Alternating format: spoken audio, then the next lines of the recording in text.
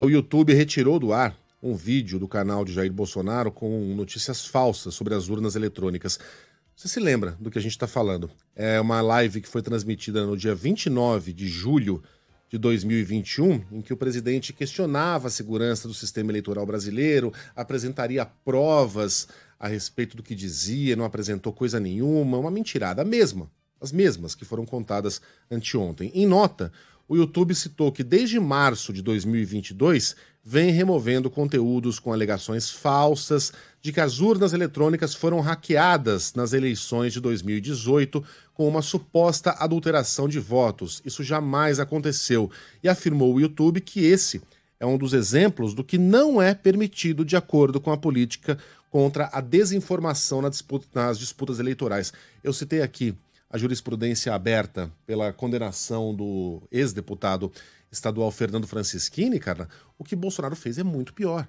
É muito pior, porque o Francischini estava munido de um celular e colocou esse vídeo atacando o sistema eleitoral no Paraná nas redes sociais. Jair Bolsonaro usou o aparato de Estado brasileiro. Utilizou um palácio, né, que é reservado para despachos do presidente da República. Utilizou a TV Brasil. A TV Brasil, aquela que Bolsonaro chamava de TV Lula. E que dizia que a primeira coisa que faria seria acabar com a TV Brasil, que aquilo era um desperdício de dinheiro, que era um absurdo. Não só não acabou, como a utiliza. Sempre que acha necessário. Sempre que entende que aquilo irá o beneficiar.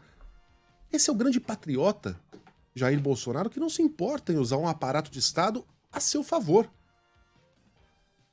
A única razão pela qual a chapa de Bolsonaro não será cassada pelo TSE é porque é uma chapa presidencial. Não é fácil. Você gera uma convulsão, você gera um atrito entre boa parte do eleitorado que ainda apoia o presidente, mas o crime tá dado. Tá dado. E com sobras.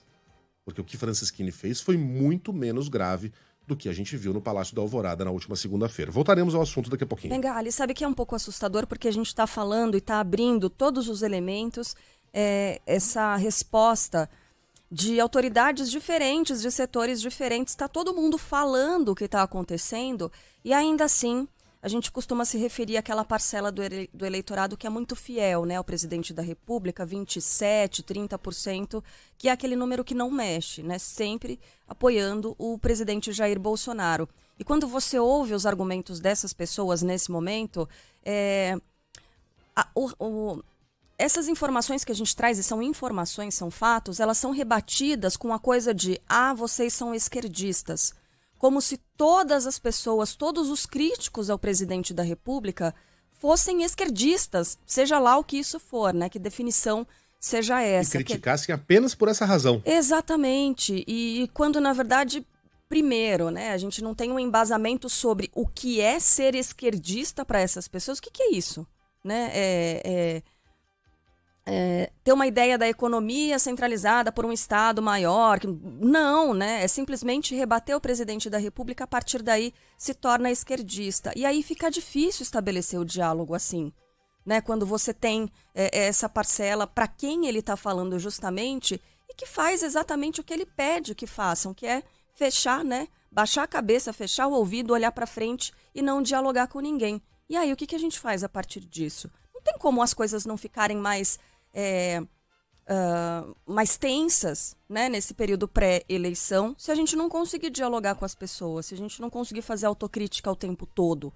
Então é só para, né, abrir o olho. É o seu caso, você ouvinte aí da Band News, está ouvindo a gente, já está mandando mensagem para cá, falando, porque, né? Não, vamos parar, vamos conversar, a gente aceita, né, argumentos contrários, mas desde que sejam argumentos, né? Se você tiver um pensamento aí, uma reflexão para compartilhar com a gente, por favor, fique à vontade para mandar no nosso WhatsApp, mas que ela tenha fundamento. Bom, Carla, já que você fez essa pensata aí, eu sou um pessimista para muitas coisas e um otimista para algumas.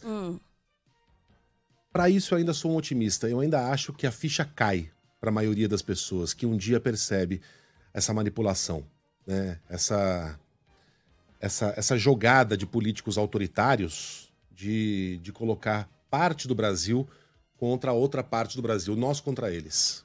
Aí me desculpem, quem inventou isso não foi Bolsonaro. Aliás, quem inventou isso também não foi Lula. Mas os dois se utilizaram fartamente desse expediente quando presidentes. Bolsonaro tá aí, não precisa nem dizer, né? Se você não tá comigo, você é um comunista. Você é um lacrador, você tem que ir pra Cuba, você adora a Venezuela. E Lula fazia o mesmo, né? Eles não querem o pobre no avião, eles não querem, sem nunca dizer quem eram eles. Então, a minha impressão, para alguns é claro que não vai cair nunca, mas para muitos, um dia o cara é atingido, como se fosse com um soco no peito, por esse tapa de realidade, por esse soco de realidade de que, pô, o que eu tô fazendo, cara? Tô gastando minha vida aqui xingando as pessoas, defendendo de olhos fechados, como se fosse um robô, como se fosse um ser autômato, alguém que tá me manipulando, em benefício próprio. E o nosso trabalho é esse, é de formiguinha, é de se posicionar, né, a cada vez que a gente vê isso acontecendo. Seja de um lado ou seja de outro, quem tá falando aqui não é um esquerdista. Mas eu não tenho como defender o absurdo que tá acontecendo em Brasília. O festival de corrupção, de incompetência, de truculência que é esse governo. Bom, se isso é ser esquerdista, então que eu seja bem-vindo à esquerda. E se é ser direitista, você bater no PT ou em políticos de esquerda quando necessário, aqui eu, fazendo parte da direita. Ninguém é isento. Todo mundo tem as próprias ideias e essas ideias balizam os comentários, balizam as nossas falas aqui. Não existe isenção, mas o que a gente oferece, e acho que oferece bem ao nosso ouvinte, são boas doses de independência, é essa palavra que eu uso todos os dias, a opinião mais independente no estúdio, porque é onde está Carla Bigato, Sheila Magalhães, e honestidade. Isso o nosso ouvinte tem e vai continuar tendo.